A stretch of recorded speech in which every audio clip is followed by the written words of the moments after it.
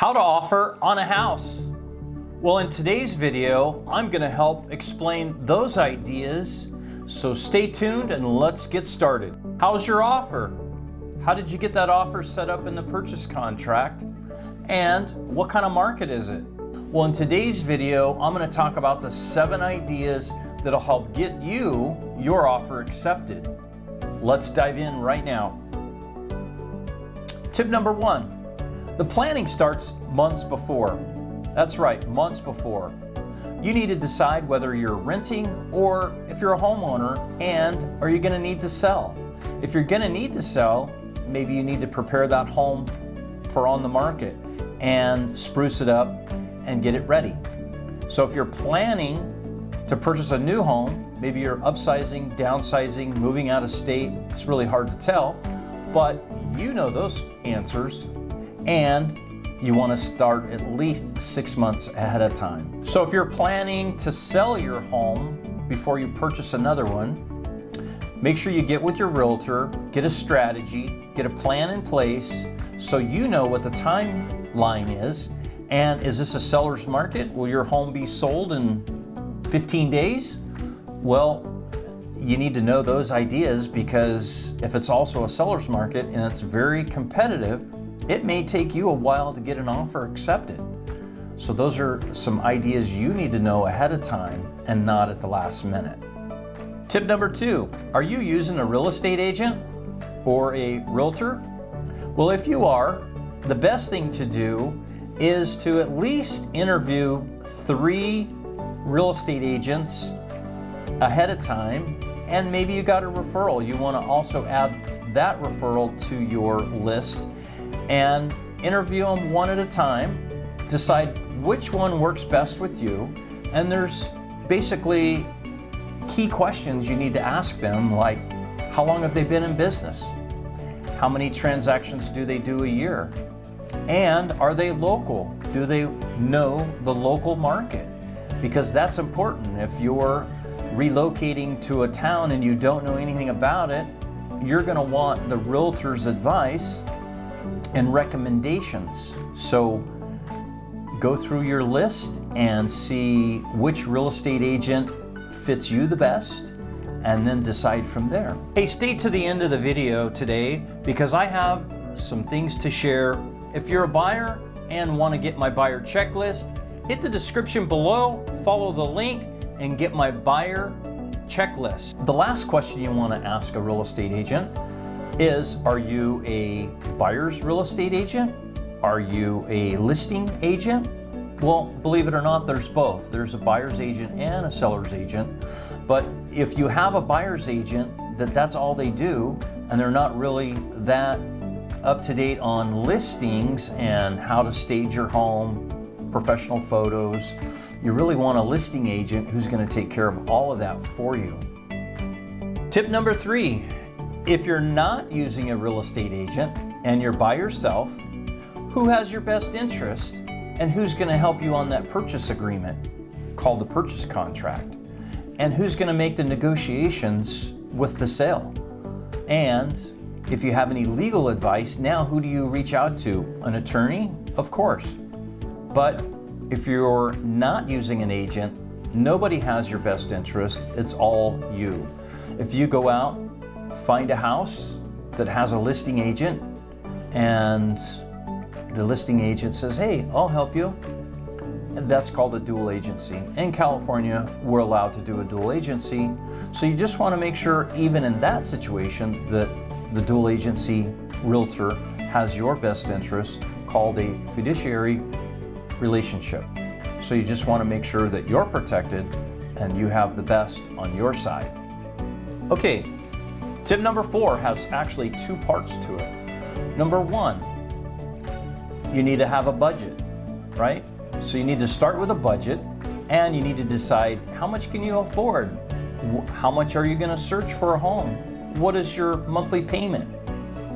So you want to make sure that you understand what your budget is, what your monthly payment is with your taxes and insurance, called an impounds account. Second part is you want to meet with a lender or mortgage banker one who you'll need to give them approval to fill out an application, to have them run your credit, and to see what your credit worthiness is and what your FICO score is. Hey, if you like this video, stay tuned because we're going to talk about, is a 700 FICO score good enough to purchase your home loan? Stay tuned, subscribe to our channel, and we will answer those questions on our next video. But for now, let's go on to part 2, more about the mortgage banker, broker, lender. Understanding your credit worthiness is a very important part of this transaction. Like I was saying before, working 6 months ahead of time, you need to know if you need to work on any credit issues.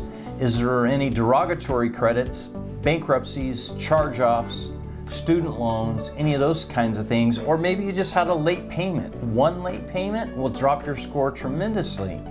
So you need to understand that. Once you give the mortgage banker, lender your information, your advice on sitting down with them, going through your credit report, maybe you need to bring it up 20 points. Maybe you have a derogatory. Those are kind of line-by-line items that you need to know. And maybe there's something on your credit report that should not even be there. So now it's going to take time to write the credit bureau, get that removed to where you can start bringing up your credit report, to where you can start bringing up your FICO score to get the best rate. Your mortgage approval on your home loan is not solely based on your FICO score. There's many factors involved, and we can talk about that in a future video and hopefully answer questions about lenders and brokers and mortgage home loans and things like that from a specialist. So we'll get some of those questions answered. So understanding your credit between what is a good score and what is a bad score and what's your FICO score. There's 3 main credit bureaus that actually monitor and maintain your credit, and you may have different numbers with all 3. And when you go for a loan on a house, they're going to pull your credit, and it may be a whole entire different scoring system. So check with your lender on the status on your credit report and understand whether you have good credit, bad credit, maybe you have medium credit, but you're approved to move forward with your home loan, but you don't get the best interest rate. Maybe there's some things you need to pay off ahead of time and bring your score up 20 points. Maybe you'll drop your interest rate, and it is a lot better, easier on your wallet, of course, with a monthly payment. So you need to do a lot of homework with that, especially if you're kind of on the border of your credit score. Tip number 5, after meeting with your lender and you've given the approval to run your credit, they're going to actually put that information together and get you what's called a pre-qualification letter. You're going to take that pre-qualification letter and you're going to add that to your down payment, your closing costs, all the information that's crucial ahead of time for your loan and your purchase. You need to have that before you even offer on your purchase, right? So before you even go out searching for homes, write offers, you need to get all that information ahead of time, because when it comes time to write an offer, you may be too late. It may take a day or 2 for you to get all of that information together. And guess what? They've got 15 offers and yours is the 16th offer and they cut it off. So you want to make sure that you do your homework, you get all that stuff ahead of time, and you're upfront about it, and you can place an offer really quick. So that is my suggestion to you. It's less stressful, and you already know what your budget is, and that will help you on our next tip. Tip number 6, hey, the home searching. All right, so you've been approved, you've got good credit, you've done your homework, you are ready to go. So with your real estate agent, Obviously, you want to know what's on the market, what is local, what's active, what's not. Because if you do a lot of searching on third-party websites like Zillow, it may be a day or 2 or 3 or 4, and that home has already an accepted offer. You need to be consistent and you need to be accurate with updated information every single day.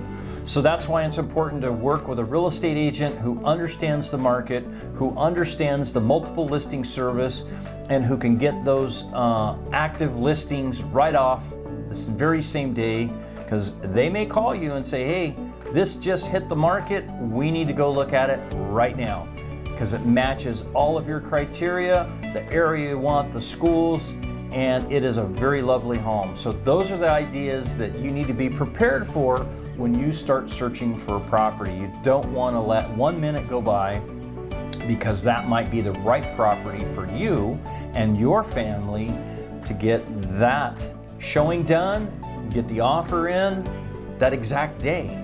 So in a seller's market, you don't have time to mess around. You need to get it done right now. So with that said, let's go to our tip number 7. Hey, congratulations. You've went out and done a lot of searching. You've looked at 50, 60 homes, just kind of exaggerating, but it could be true. You found the house that you want to offer on, get the purchase contract, write it up. This is where it's crucial to work with a real estate agent who understands the market, the purchase contract. You want to know exactly where the market is, called a CMA. That is a market analysis report that the realtor can do for you.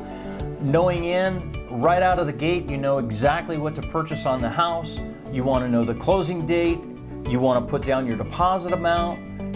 All of those things are very crucial. They're all in written form on the contract. And if you want a 30-day escrow, if you want a 45-day escrow, you need to talk to your lender to see how quick that they can get the loan done. If it's FHA, conventional, hey, if it's cash, you need to come to the table with all of your documents, proof of funds, all of that stuff. So be prepared. When you place the offer, you're ready to go. And then that way, hey, just place the offer, sit back, and wait for that accepted offer. Once that accepted offer comes in, congratulations, I'm excited. Let's get with it. As I mentioned before, our upcoming video is a 700 credit score good enough for you? If you like today's video, I appreciate it very much. If you give us a thumbs up, subscribe to our channel. There's lots more videos coming, especially to help you remove stress from your transaction. Raymond Beasley, United Real Estate Consultants, is here to help you. And send me your questions and your ideas for my next videos, and I hope to help you on the other side. Thanks again for watching. Have a great day.